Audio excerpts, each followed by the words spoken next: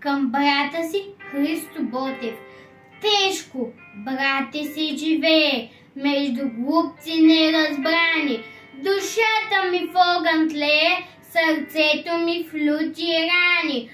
Отечество мило любя, неговия завет пазя, но себе си, братя, губя, тия глупци като мразя. Мечти мрачни, мисли болни, са раснали душа млада.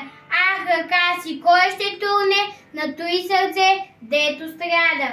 Никой, то не знае нито радост, ни свобода, а безумно кайф играе в отзив на плача с народа. Често братя с кришом плача, на народен гроб печален, но кажи ми, що да тача, той е мъртъв, свят коварен. Нищо, отзив няма, на глас искрен благороден, пък и твоята и душа няма, на глас Божий плач народен.